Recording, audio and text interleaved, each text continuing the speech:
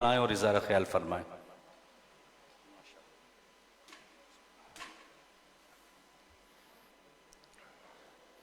الحمدللہ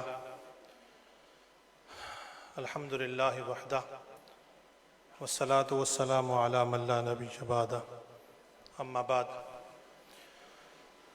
فإن ابی ووالدتی وعردی لعرد محمد منکم وقاء۔ معزز و محترم علماء کرام اور مجاہدین ختم نبوت، السلام علیکم ورحمۃ اللہ وبرکاتہ۔ سب سے پہلے میں مجاہد ختم نبوت حضرت علامہ مولانا مفتی محمد عبداللہ نوری صاحب کو ان کی اس عظیم کوشش پر خراج تحسین پیش کرتا ہوں۔ اصل میں کام اس سے پہلے بھی ہوا جو کہ دیوبندیوں نے کیا، اور انہوں نے زیر زبر پیش سے پورا کا پورا مطلب تبدیل کر کے رکھ دیا۔ میں یہ سمجھتا ہوں کہ یہاں پر اہل درد بیٹھے ہوئے ہیں جو ختم نبوت سے محبت کرتے ہیں۔ ایک اور کام، ماشاءاللہ یہ کام تو ہو گیا۔ 1935 میں جو قادیانیوں کو کافر قرار دیا گیا، اس عظیم کام کے لیے بھی کسی نہ کسی کو اپنے آپ کو وقف اس معاملے میں بھی کرنا چاہیے۔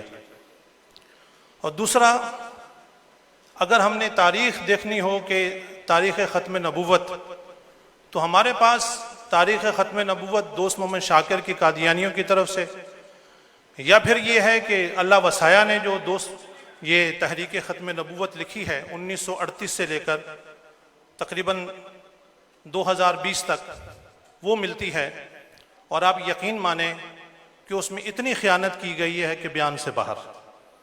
تو یہ دو عظیم کام ہیں۔ میں سمجھتا ہوں اس پر بھی وہ لوگ جو باقاعدہ طور پر جن کی تحریک ہے، لوگوں سے ان کا میل جول ہے، جن کی اچھے سیٹوں کے ساتھ سلام دعا ہے، تو میں سمجھتا ہوں کہ یہ کام، اور ایک اور بات عرض کرنا چاہوں گا۔ میرا دل بھی چاہتا ہے، مگر ابھی تک آج کے دن تک میری تحریک نے ختم نبوت کے نام پر الحمدللہ 1 روپے بھی نہیں لیا کسی سے۔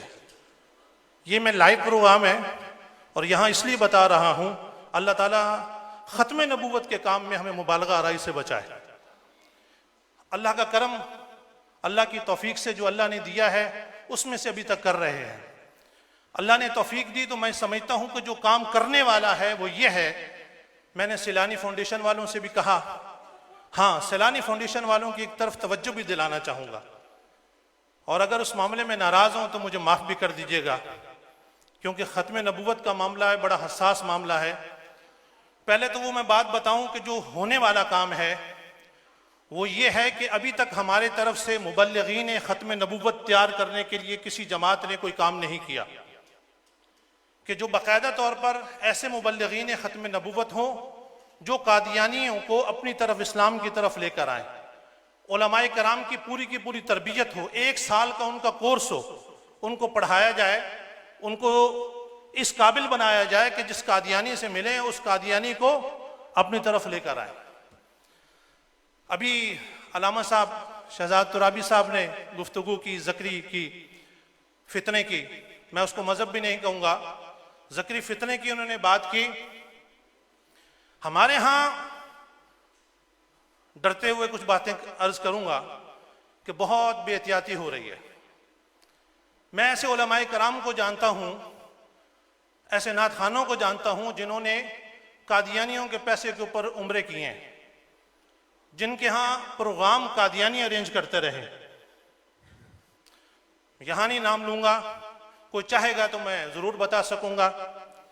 آج سے 2 سال پہلے میں سیلانی فاؤنڈیشن کے پاس گیا اور میں نے کہا کہ آپ کے پاس آپ کا چیف میڈیکل آفیسر بہائی ہے، منکر ختم نبوت ہے، اس کو یہاں سے دفع کریں، کیونکہ اگر اس کو دیکھ کر کوئی ایک بندہ بھی بہائیت کی طرف راغب ہو گیا تو سیلانی فاؤنڈیشن کی ساری زندگی کی روٹیاں بوٹیاں بڑھ جائیں گے۔ انہوں نے کہا، یار آپ نے تو بہت اچھی ہمیں بات بتائی، افضل چامڑیا صاحب نے، اور انہوں نے مولانا بشیر فاروقی صاحب نے، اور مجھے بتایا کہ اس کو ہم نے نکال دیا ہے، مگر مجھے پتہ چلا اس سال کہ اس کو نکالا نہیں گیا، کہ اس کو اسلام آباد جو ہے ٹرانسفر کر دیا گیا، اور ابھی وہ دوبارہ یہاں پر آ گیا۔ مجھے اس بات پر یقین نہیں آیا کہ یہ کیسے ہو سکتا ہے۔ میں نے ان کو خود کال کی، میں نے کال کر کے پوچھا کہ آپ سیلانی فاؤنڈیشن میں چیف میڈیکل آفیسر ہیں؟ انہوں نے کہا جی۔ میں نے کہا آپ اسلام آباد چلے گئے تھے؟ کہتا جی۔ میں آج آپ کو آگے کی بات نہیں کہتا، بس یہیں پہ رک جاتا ہوں، جو دل دکھے ہوئے ہیں۔